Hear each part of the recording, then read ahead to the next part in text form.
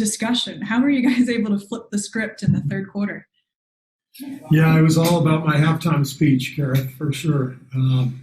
No, you know what? I think we went into halftime feeling like we probably should have been up 10 points. We had just a couple mistakes here and there that it was keeping us from extending a lead. And then I thought we really got it going in the third, energy-wise, at both ends of the floor. Obviously, Steph just took over. And he had a really interesting stat line. He had 2 assists. And I'm guessing he accounted for 50, 60 points with all the slips and, dunks we were getting off of 2 guys jumping out at Steph. The way he impacts the game is just so dramatic, whether he has the ball or not. And he just continually, gets the ball out of his hands when people double or triple team him, and he allows everybody else to make plays. So I thought Steph was tremendous, and everybody else brought the energy. I thought Eric Pascal had a fantastic game. He really got us going in the second quarter with some driving kicks, and I thought that carried over, and it turned into one of our best passing games of the year. A lot of great drive and kick possessions where we just got each other good looks. Steph finished the trip on 149 points on 85 shots. Did it remind you at all? Remember, he had a crazy road trip during that unanimous MVP season. Does the streak he's on now remind you at all?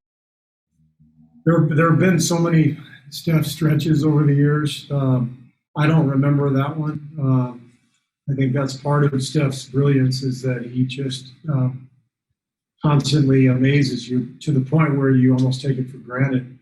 I do think, and maybe it's circumstantial given the injuries and the fact that he's playing with a different group of guys, but this is the best I've ever seen him just from a confidence and a strength standpoint. He's and that's saying something. Obviously, 2-time MVP, but I don't think I've ever seen him look better.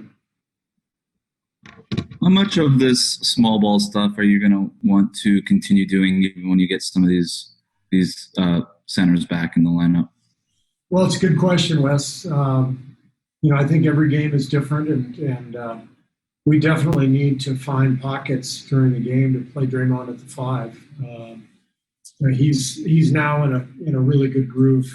His conditioning is where he needs it to be, and he had an amazing road trip, just handling the ball and directing our offense, directing our defense. So we've got to find some pockets where we do go small, and we'll just have to figure that out. If I can follow floor is AP. Go ahead. I asked Steph this last night, Coach, and from your perspective, what are the challenges or the benefits to playing a team back to back? Does it even factor in, or can you take anything from one or the other? Yeah, I like it from a coaching standpoint. It's kind of fun. It's a little bit like a playoff series where you watch the film, you figure out some adjustments, you think of a couple actions that you might run to counteract, what they did to you in the first game, and vice versa. And there's a little bit more of a chess match than there would be if you weren't on a back-to-back. And it's also good for young players because they get to watch their mistakes from the first game, and you get to coach them and see where they make those improvements. I wanted to follow up on Wes's question about small ball. How do you think your guys handled on this road trip the physical demands of playing small and being short-handed? I think they handled it really well. Juan gave us great minutes. It's good to get Eric back the last couple of games and have him help us. He's such a strong, powerful player that he really helps when we are shorthanded on the front line. But everybody, I thought, really competed like crazy on this road trip, and it's good to be able to go home 2-2. 2-2. We could have been better, but I think anytime you go out on the road, especially where we are right now in our development as a team, 2-2 is good, and I'm still believing that we are close to sort of tipping the scales and finding a little momentum. I really believe that, but we have to prove that. Hi, Steve. Maria Vidal for Top Deportes in Latin America. Speaking of these 2-2 that you've just mentioned, how would you describe this mini series against the Spurs? And what would your overall evaluation of the team's trip in Texas be? Thank you. Well, I think the Spurs are always a good test because they make you play well. If you want to win the game, you have to play well, and you have to do everything well. And the other night, we did a lot of things well, but we didn't take care of the ball, and that cost us the game. And it's good for a team like ours to have to feel that. And I thought we made big strides tonight, played a much better game, really took care of the ball, and played better defense. And that's the lesson. They're always going to be rock solid. So just to make sure you have to play a good game to beat them, that's beneficial for a team. Steve, to follow up on Steph, you've said many times his play can leave you in awe. You obviously played with Michael a lot. Did Steph's shot, that crazy behind the back one that he put up at the end of the first quarter, remind you of what you've seen in the past? Yeah, that play was sort of Jordan-esque. I saw him make that move many times. Go to the rim, get fouled, and just kind of flick it backwards. He didn't always make it, but he liked doing that shot, and that was an incredible example of body control and touch and feel. And what an amazing shot. Steve, Draymond's averaging 7.7 assists per game. It's a career high. What have you seen from him as a passer this year, and where would you rank Draymond amongst passing big men? Well, obviously, he and Steph have a special connection, and their pick and roll game is special because they're both very dynamic within the play itself. They have a lot of different options out of it that they have sort of figured out on their own over the years. Draymond is great at flipping the screen. He's great at finding the pocket when Steph is double teamed. Steph is amazing at finding Draymond and getting that pass in the middle of the defense where Draymond can then turn it into a 4-on-3. And Draymond is really, really good at finding the open shooter. And so it's just fun to watch them work together. And it's one of Draymond's best attributes. He's a fantastic passer, and he takes great pride in it. Steve, did you consider at all not putting Steph and Draymond back in the game? Yeah, we considered it, but I had heard so much from our fan base the last couple of days. I just decided I should really put them back in to keep everybody happy. Steve, you had early in the year you had this idea of a top 10 defense, so you must have had some thoughts of how it work out. As you see him now, did anything kind of defensively surprise you? Anything come out of nowhere you probably didn't expect to work so well that did? Not really, Marcus. I mean, this is why I expected us to be a top 10 defense, because we have the capability. We have, I think, the best defender in the league in Draymond, a guy who can guard 1 through 5 and also orchestrate the whole team as he's doing it. And we're filled with athletic guys, length.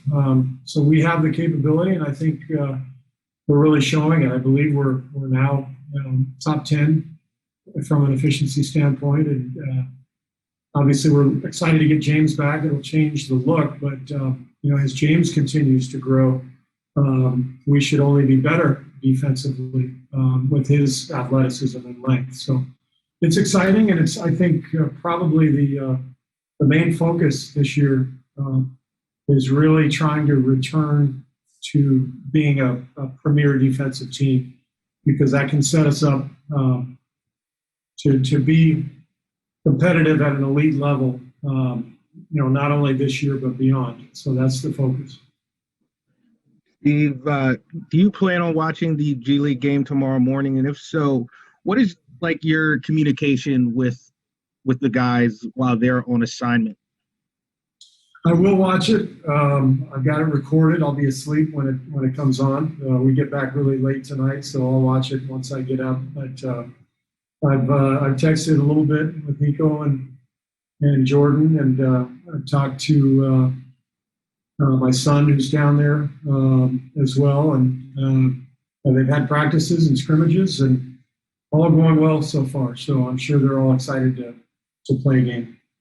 Steve, way before, a couple of weeks ago, you're talking about just balancing of developing James while also winning and stuff. And tonight you talked about how moving forward, you do want to find some minutes for Draymond at the 5. Were you ever planning on going small this season before it became a necessity?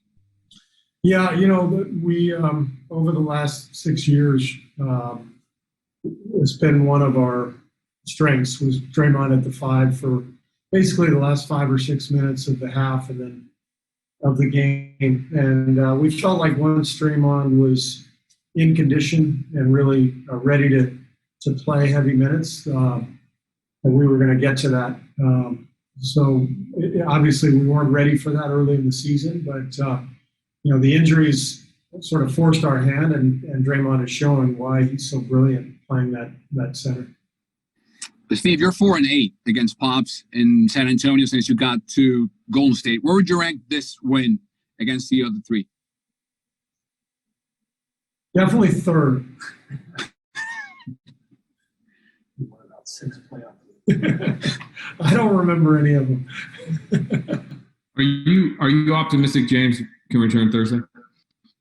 I have no idea. He will be reevaluated Thursday by the doctor, and we'll see then. But he has been getting some good core work in, conditioning stuff, and so I am optimistic that as soon as he's cleared, he'll be back out there. Regarding Pop, when you guys built that 21-point lead in the third quarter, or even post-game, did he shoot you a look or say anything to you? No, but he told me after the game that he had been considering Steph for the Olympic team.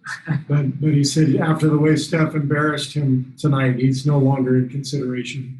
So he did share that with me. Thanks, guys. See you later.